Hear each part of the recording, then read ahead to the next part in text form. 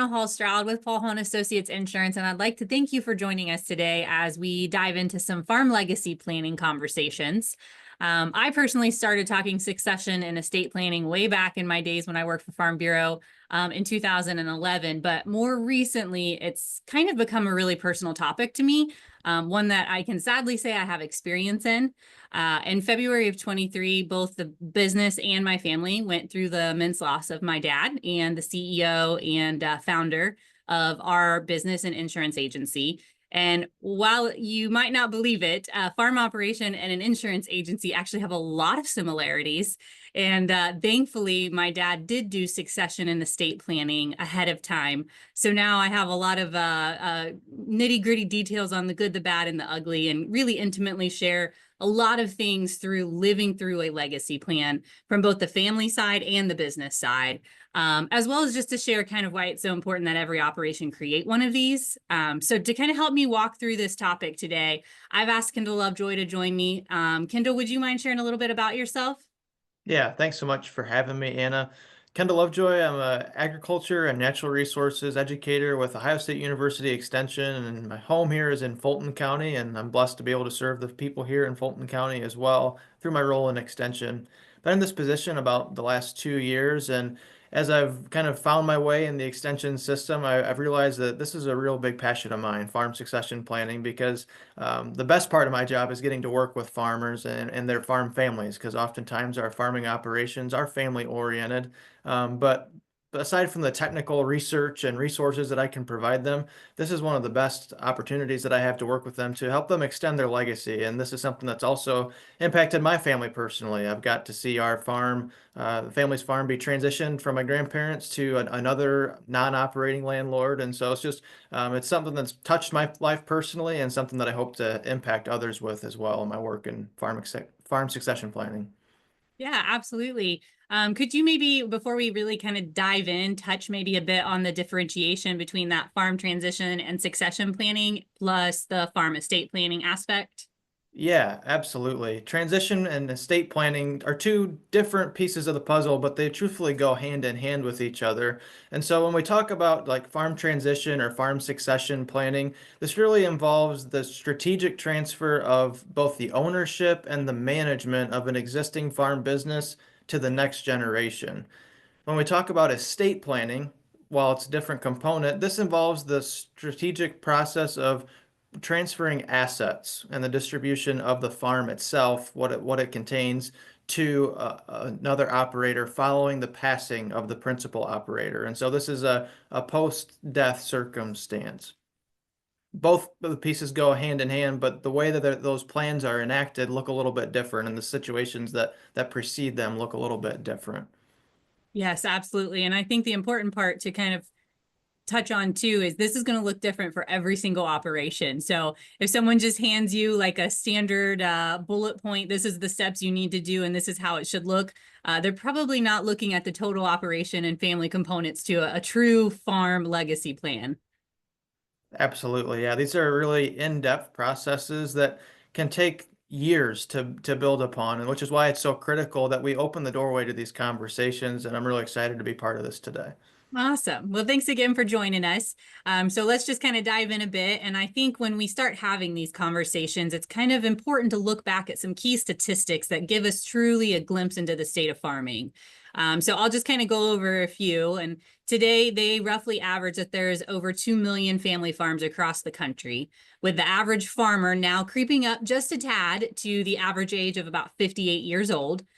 So that's an age that maybe most of us wouldn't consider old, but it's not necessarily what we consider fresh either. Also, I like to reference here just because my father was 65 when he passed that we're not always promised tomorrow. So even if we don't think it's old, that doesn't mean that it's not important for us to be looking at some of these processes. So if we look at every farm, all of those over 2 million farms across the country, right now, data is showing that only roughly 1/3 of those family farms currently have a transition plan in place. So with some of those key statistics, Kendall, would you maybe expand a bit on why so many farmers are delaying this process? Yeah, and there's so many complexities that go into it, but one of the major reasons we see that these conversations don't happen is simply because we don't have time. And our folks in the agriculture industry are so busy from sun up to sundown during when we traditionally see our planting seasons or harvest seasons for our grain operations, but our livestock operations as well. We are so enthralled in our operations and just maintaining the day-to-day operation side of things that we get away from some of those management conversations and future opportunities like farm succession planning offers. And so simply just don't have time. Another reason we see why maybe farmers don't enact these plans is that it's uncomfortable to talk about. It's uncomfortable to talk about me not being here as the operator, me dying or a death. It's just an uncomfortable family conflict to talk about. And that kind of leads into the next one is that family dynamic. Working with families is one of the things that I enjoy the most, but each family is different and unique. You know, my family, we might take 3 days to figure out who's going to bring the ham to Christmas. How are we supposed to make the decision of who's going to get the farm or be the operator 10 years from now? And so family conflict and family dynamics often play a unique role into this conversation as well. And the complexities of it really just lead us to our next barrier. We don't know what or how to go about even starting this process. Sometimes we think that we're set, you know, we have a will and that's all that we need, or that it's just coming to you. And so don't worry about it. We've taken care of it on our end, as a typical conversation that maybe that senior generation would have with the younger generation. But truthfully, we don't know the whole complexities or the necessities that need to take place for this plan to flow properly. But at the end of the day, you get to decide how prepared your farm's going to be for this process. Whether you take those steps today or have to go through those steps tomorrow, you have that decision. And so that's, I think, what's so important that we start this conversation and help people understand some of those complexities behind the process. Yes, absolutely. And you touched on something there that I feel like I hear a lot when I talk to people about this plan and process, and that's I have a will, so I'm covered. Do you want to maybe dive in a bit deeper on maybe some misconceptions around what a will and will not help in a true transition plan? Yeah, so when we talk about a will, it's a great piece of the puzzle for sure. But when we talk about what goes into that, is all of your assets covered? Is your land in that will? Is the equipment in that will? And then once you've established some of those, key principles, there's a lot of other complexities as well, and you can feel free to touch on them, Anna, as well. Um, Beyond the distribution of the assets, what happens to the farm itself? Because there's still operations that take place that maybe that will isn't going to cover. The will isn't going to say, well, Johnny's going to take care of the farm and Susie's going to own the farm or the land itself. Some of the will doesn't cover the actual operations and the management of the farm business itself. Wills are a great asset transfer process or document, but beyond the assets, how do we transfer the operations and the management to continue the legacy of the farm business as a whole? Yes, absolutely. That was perfectly discussed. One of the things we've also seen too is people don't think about things outside of the will that's already kind of been a decision factor already, like beneficiary designations. So we even saw that personally on some of my dad's stuff. You know, if you've got a beneficiary designation on either life insurance or retirement plans, annuities, you name it, the will's not going to overcome that. That money is specifically going to whomever that beneficiary was assigned to be. One of the other things really specifically in farm operations too is that contractual obligation. So, you know, whose names are on some of those loans and mortgages or the grain contracts, what's involved in that buy-sell agreement. And a will is not going to be able to overcome some of those situations. And so all of those things need a bit more conversation when we're really trying to keep that operation moving from the day the main person passes on for the next generation. I also think it's really important to note here that a succession plan is more than just a will or just a trust. So a lot of us use the words will or trust interchangeably, and they do similar things, but they are different. But neither are the stopping point for a true succession plan. And too many people think that once you've done that, once you've done the will or once you've done that trust, that's all you've needed to do.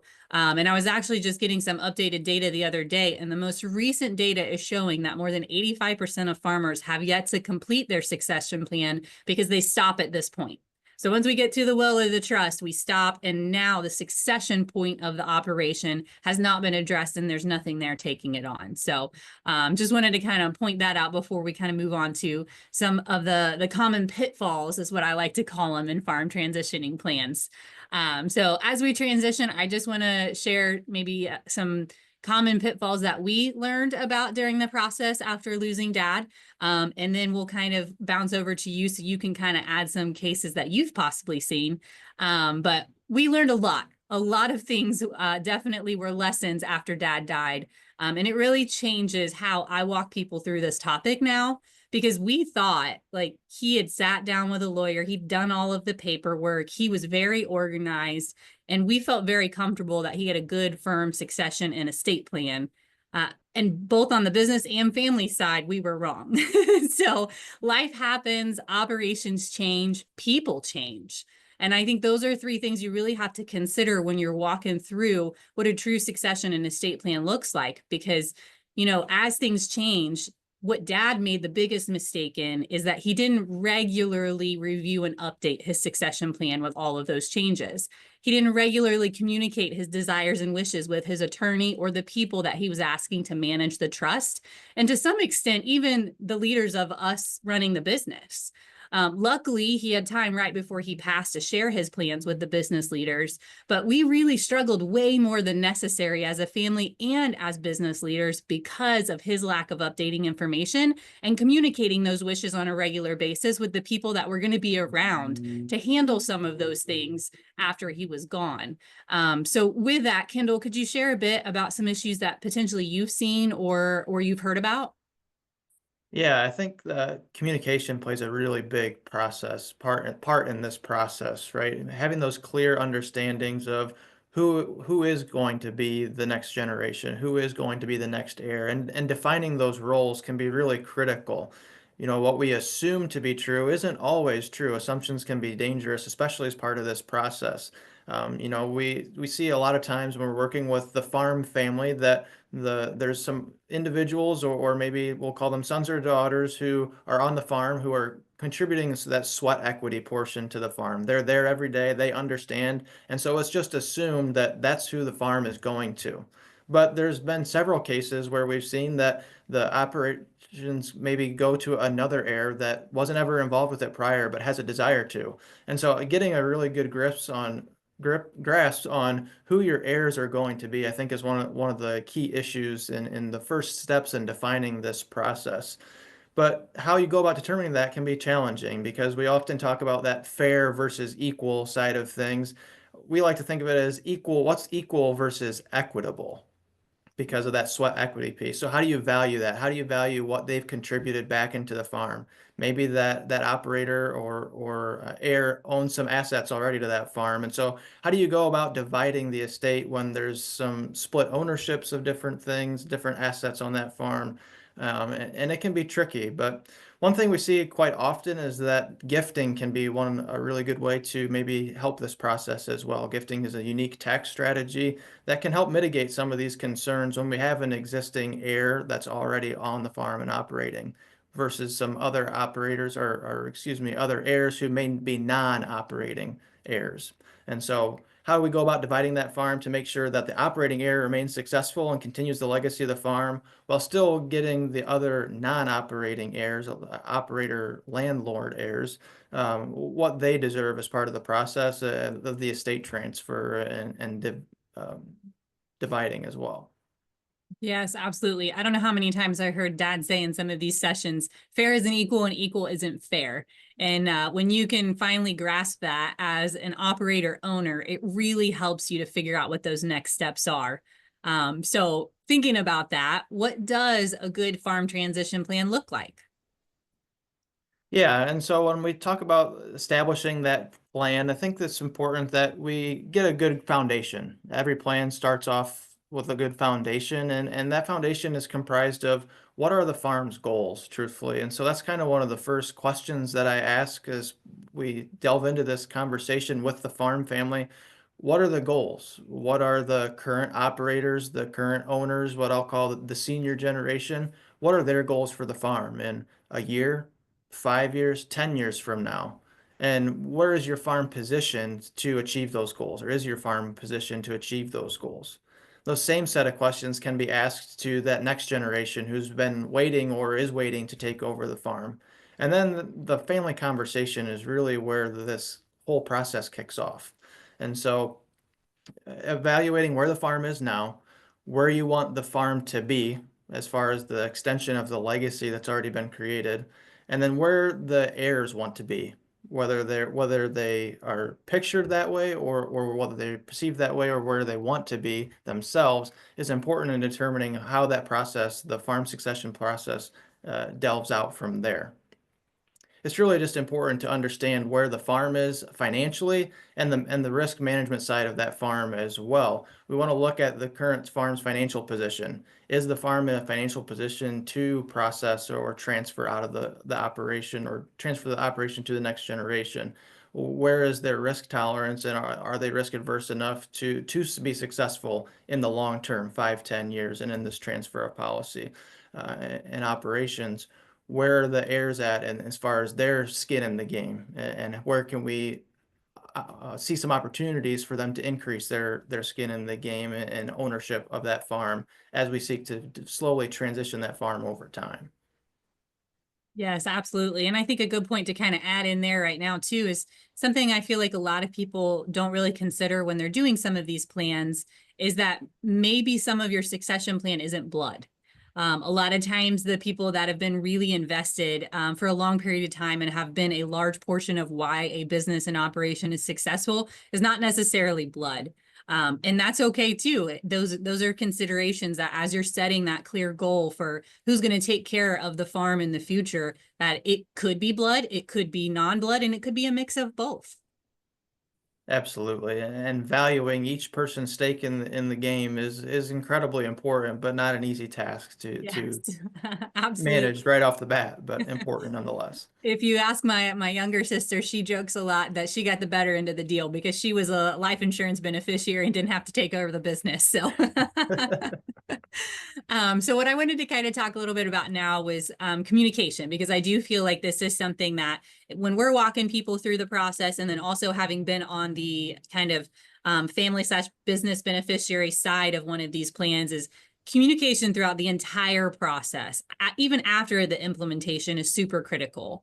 And in my mind, I think you mentioned this earlier too, but in my mind, it's one of the most important parts of the entire process.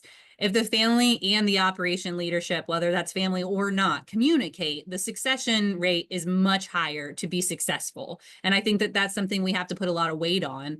You need to have alignment with those that you're leaving behind on what your vision of the future is for the business. And in that way too, if there's some awkward conversations that need to happen, they happen while you're still in charge. And the family can really understand better where you're coming from, or the business leaders can really better understand where you're coming from than somebody reading something in a piece of paper after you're gone. So some of the key steps that can kind of be based on each operation, but planning is needed regardless. So planning, communicate, communicate, communicate. And I think the step that every single operation needs to start with is to know where you want to be as a business and a family if that key person's gone. Once you know that, the rest of planning becomes easier. Once you have that piece figured out, the next step in my mind is to find solutions on how do you get everyone there? How do you get from where we are today to where you want to be when that head person is gone? Maybe this is money via life insurance, like I just mentioned for my little sister. Maybe it's leadership and management training for the next generation. I look back, and if my dad hadn't prepared us to take over this operation the way he had, I can't simply fathom what the last few years would have been like. It could also just be sitting down and actually putting things in black and white with your attorney for both the personal and business side. Sometimes just processing through some of those things on paper helps the rest of it kind of come together. And then the last part that I really wanted to highlight of the planning process is the part that most of us forget. I highlighted it briefly, but the regular review of your plan is so, so important. Just because you have a plan, just because you think it's implemented, doesn't mean that it doesn't still need work. And if you're not regularly evaluating things and updating for changes, you've probably missed a huge opportunity to transition things as smoothly as you wish they would have gone. I've learned this lesson the hard way. I often wonder how dad would feel about what the process has been and what he would have gone back and done differently. But you can't go back. So make sure you meet annually. Make sure that you review your wishes, speak to those on your behalf that are going to be speaking for you when you're gone, and make sure that all of those people understand your operation in an industry. If you're in agriculture and the people that are speaking on your behalf after you're gone have never been involved in agriculture, they're probably not going to understand either your beneficiaries or the people taking over the operation. And that's not a good situation for anyone. So for those listening who haven't started this process yet, or maybe if they just have a will, where should they begin? Yeah, and that's a great question that I think as we go seek to answer that, you summed it up really well. It starts with planning and communicating. And so I strongly encourage the growers and families to consider a couple key questions that they should really ask themselves and that of their heirs. And those two really questions are, where do you think the priorities of the farm stand? Where do you want the farm to be? Where is it now and where do you want it to be? And the other key question I think that's important to answer is, do you want the farm to stay in the family? And hopefully that question's a resounding yes, but every farm is different, like we shared earlier as well. And so maybe it is a non-blood heir that's going to be taking the farm over. Understanding who those heirs are going to be and answering those key questions of where the farm is and where they want to be is really the doorway to the conversation. And the conversation is, I think, really where the rubber meets the road, is that opening conversation with the family, with the following heirs. I really strongly encourage the family or the operation to schedule that family meeting. And if it's already happening, establish some of these conversations into that. You know, we talk about from an operational standpoint, it's important to have those meetings to understand where the farm's at. But from a farm succession standpoint, getting that scheduled family meeting, the recurring family meeting starting is going to help these conversations flow naturally when these are planned attempts to have these conversations. Yes, absolutely. That's one of the other things too that I kind of have on my list of not to do's because dad started the conversation in the hospital with the family. That's definitely something he could have done better for sure.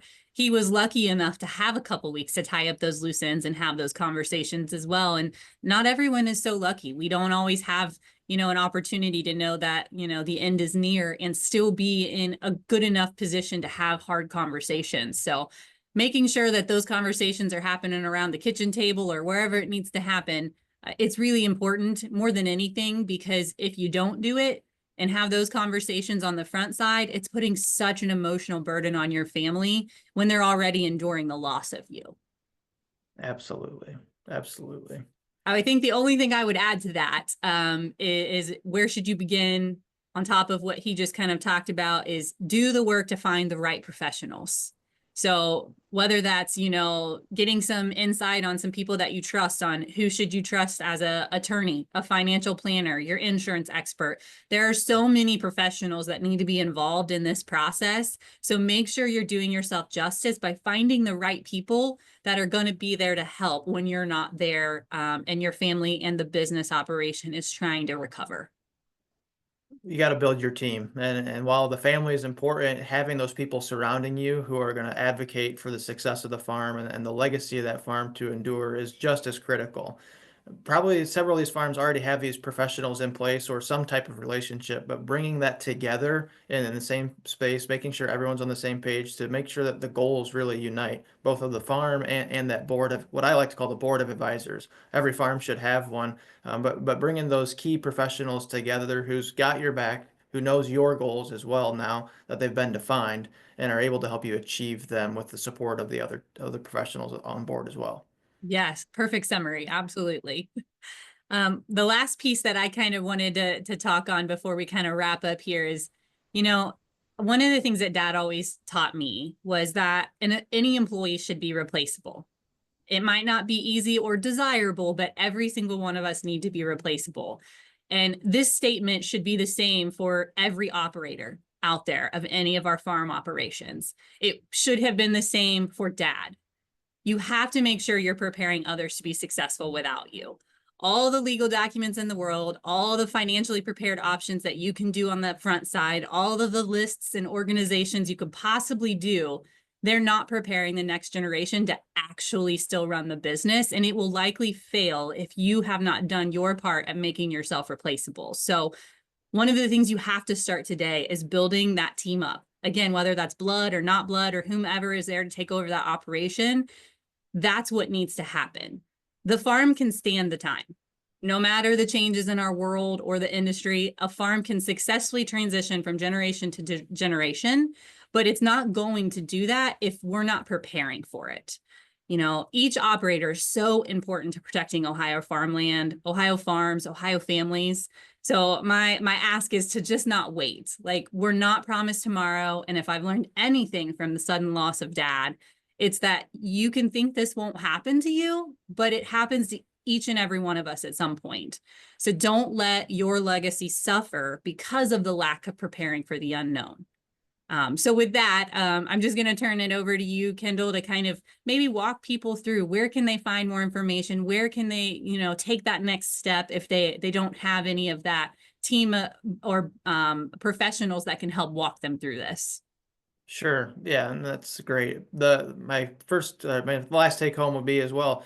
Don't walk through this alone. It can be a scary place, but it's a complex world, and so find someone to help guide you through this process. Whether it's Anna, myself, a trusted colleague, a friend, someone who can help you navigate some of the complexities and the difficult conversations and topics that need to take place. But from an extension standpoint, this is a topic that's near and dear to many of my colleagues' hearts as well. And so we've developed a tremendous amount of resources available to the public to access at any time, 24/7 online at farmoffice.osu.edu. On that page, we have a farm succession or a farm transition section under that web page. And in that section, there's a whole list of bulletins available to you to help walk through some of the more complexities of maybe setting up a will or setting up a trust. We can talk about that equitable versus equal clause and what some of the different asset transfer strategies might look like for that case of a operating heir. Lots of different resources available to you as well. We offer some different workshops as well. The Planning for the Future of Your Farm workshops are available year round, various locations throughout the state, and some online webinars. All can be found on that farm office website as well. Your local extension office is a great resource as well. I have colleagues all across the state who are just as passionate about this as I am. And we have some great state field specialists, Robert Moore and David Marison, who have really delved into this space as well and just want to see farms succeed and sustain their legacy. So hope you find these resources helpful. And if you have any trouble accessing them, feel free to reach out and we'll make sure you get connected with the right folks to get you there. Yes, absolutely. And Nationwide also has the Land is Your Legacy program. And so we can also connect you with the people on their team to help kind of give you guidance and kind of almost then that advisory role if you're really needing somebody to kind of fit that group that maybe you don't have a trusted advisor and you don't know where to start. But thank you so much, Kendall, for joining us today. This was super informative. I hope that this is the last thing that somebody needs to hit the ground running on succession and estate planning. And really, truly, we appreciate you joining us. Thanks so much for having me.